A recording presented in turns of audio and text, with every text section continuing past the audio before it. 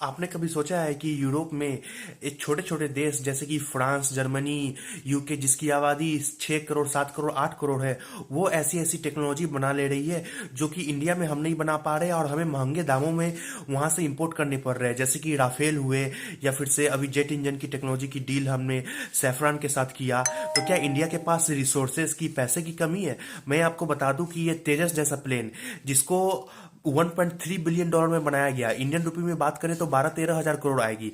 Kaveri Kaveri jet engine, जिसकी अभी तक में कॉस्ट 3 हजार करोड़ रुपया आई है। तो क्या 12 हजार करोड़, 3 हजार करोड़ रुपया ये 25-30 साल में जो खर्च हुआ, ये क्या बहुत है? मैं आपको एक, अगर आप ऐसा सोचते हैं तो एक चीज बताता हूँ। बिहार में मुफ्त बिजली योजना के तहत हर साल 15 हजार करोड़ रुपया खर्च किए जाएंगे। वही मध्य प्रदेश में लाडली बहन योजना आई, जहां पे हर साल 18 हजार करोड़ रुपया खर्च किए जाएंगे। तो यानी कि अगर 25-30 साल में देखा जाए तो लाडली बहन योजना एक मध्य प्रदेश राज्य जैसा ही 25-30 साल में करीब 18 हजार को आप पे 30 से गुना करो तो 5,40,000 करोड़ रुपया खर्च करेगी, जहां पे एक तेजस प्लेन बनाने में 12-13 हजार करोड़ ही खर्च आई। तो हमारे देश में ही हर राज्य जो कि जिनकी आबादी 7 करोड़, 8 करोड़, 10 करोड़ है, उनके पास इतने रिसोर्सेज है कि यूरोपियन कंट्री जैसा सारा टेक्नोलॉजी वो खुद ही बना सके।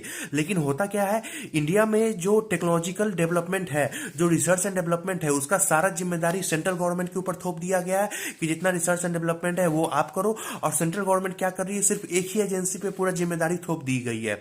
आप देखिए, रसिया में कोई एक कंपनी प्लेन नहीं बनाती। जैसे कि आपने सुखोई सुना होगा, तो सुखोई के साथ आपने मिग भी सुना होगा।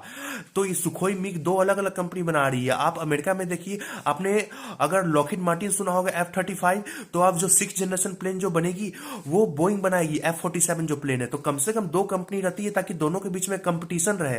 ताकि एक कंपनी होगी तो कुछ कंपटीशन रहेगा, नहीं तो काम तेजी से नहीं होगा। इंडिया में इसी कारण से लेट भी होता है, और जो भी कारण हो, रिसोर्सेज का एलोकेशन सही टाइम पे होना ना होना, टेक्नोलॉजी कुछ ना होना, वो सब अलग बात है। लेकिन कम से कम कंपटीशन के लिए दो कंपनी होना चाहिए। तो हमारे यहाँ राज्यों के बीच में ये कंपटीशन तो है कि वो चाहते उनके राज्य में सबसे ज्यादा इन्वेस्टमेंट आए, कंपनी आके फैक्ट्री लगाए, ये तो अच्छी बात है। लेकिन हमारे राज्यों में अभी इस चीज की कंपटीशन नहीं हुई है कि उनके राज्य में सबसे ज्यादा टेक्नोलॉजिकल डेवलपमेंट हो। जब तक राज्य अपने आप में ये कंपटीशन शुरू नहीं करेंगे कि उनके राज्य में सबसे ज्यादा टेक्नोलॉजी की डेवलपमेंट हो, रिसर्च एंड डेवलपमेंट हो, तब तक इंडिया डेवलप्ड नेशन नहीं बन पाएगा। क्योंकि हम सिर्फ ये नहीं बोल सकते कि सेंट्रल गवर्नमेंट आपको, हम तो सिर्फ यहाँ पे राज्य में राशन बांटेंगे, रोड बनाएंगे, हॉस्पिटल बनाएंगे और कुछ इन्वेस्टमेंट लाएंगे, बाकी रिसर्च एंड डेवलपमेंट का काम वो सेंट्रल गवर्नमेंट करे, मेरे को नहीं करना है।